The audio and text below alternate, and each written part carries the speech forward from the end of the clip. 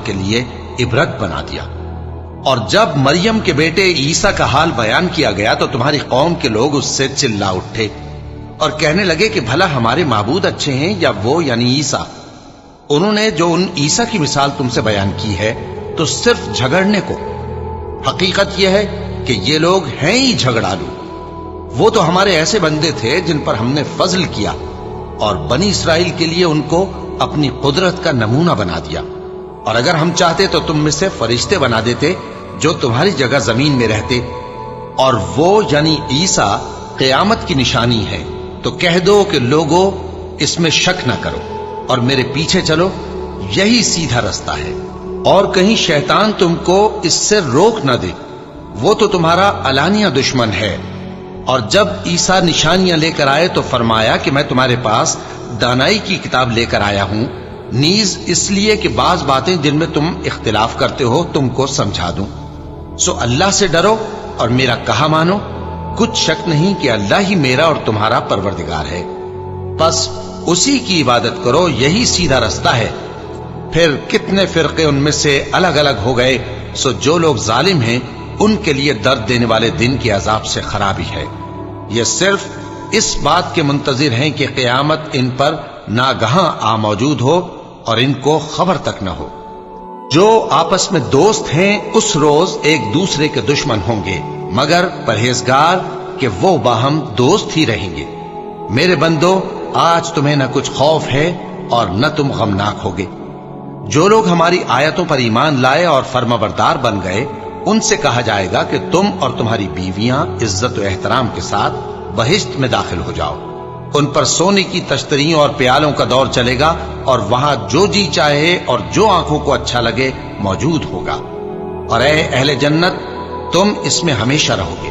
और ये जन्नत जिसके तुम मालिक बना दिए गए हो, तुम्हारे आमाल का सिला है। यहां तुम्हारे लिए बहुत से मेवे हैं जिनको तुम खाओगे। और गुनाहगार यानी कुफ्फार हमेशा दोज़ख के अजाब में रहेंगे, जो उनसे हल्का न किया जाएगा और वो उसमें नाउम्मीद होकर पड़े रहेंगे। और हमने उन पर जुल्म नहीं किया, बल्कि वही अपने आप पर जुल्म करते थे। और वो पुकारेंगे कि ऐ मालिक, ऐ दोज़ख के निगरां, तुम्हारा परवरदिगार हमें मौत ही दे दे। वो कहेगा कि तुम हमेशा इसी हालत में रहोगे। हम तुम्हारे पास हक लेकर पहुंचे, लेकिन तुम में से अक्सर हक से नाखुश होते रहे। क्या उन्होंने कोई बात ठहरा रखी है? तो हम भी कुछ ठहराने वाले हैं। क्या ये लोग ये ख्याल करते हैं कि हम इनकी पोशीदा बातों और सरगोशियों को सुनते नहीं? क्यों नहीं, सब सुनते हैं।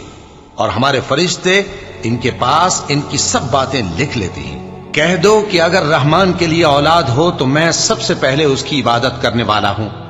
ये जो कुछ बयान करते हैं, आसमानों और जमीन का मालिक जो अर्श का भी मालिक है उससे पाक है। तो इनको बकबक करने और खेलने दो, यहां तक कि जिस दिन का इनसे वादा किया जाता है उसको देख ले। और वही आसमानों में भी माबूद है और वही जमीन में भी माबूद है। और वो हिकमत वाला है, इल्म वाला है।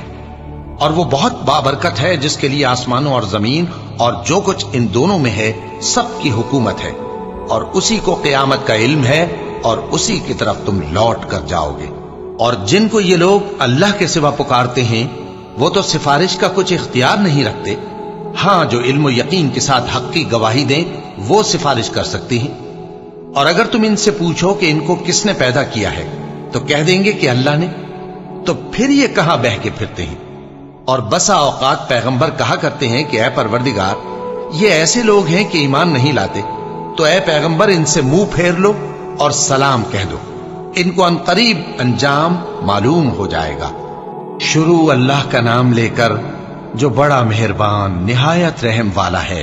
हामीम, इस किताब रोशन की कसम कि हमने इसको एक मुबारक रात में नाजिल फरमाया। हम तो खबरदार करने वाले हैं। उसी रात में तमाम हिकमत के काम फैसल किए जाते हैं, यानी हमारे यहां से हुक्म होकर।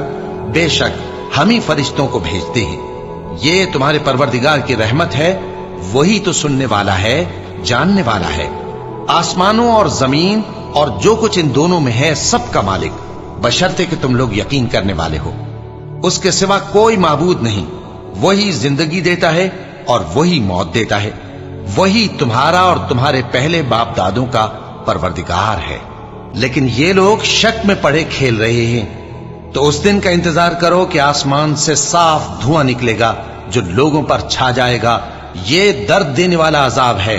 उस वक्त वो कहेंगे कि ऐ परवरदिगार, हमसे इस अजाब को दूर कर, हम ईमान लाते हैं। उस वक्त इनको नसीहत कहां मुफीद होगी, जबकि इनके पास पैगंबर आ चुके जो हमारे अहकाम खोल कर बयान कर देते थे। फिर इन्होंने उनसे मुंह फेर लिया और कहने लगे, ये तो सिखाया पढ़ाया हुआ है, दीवाना है।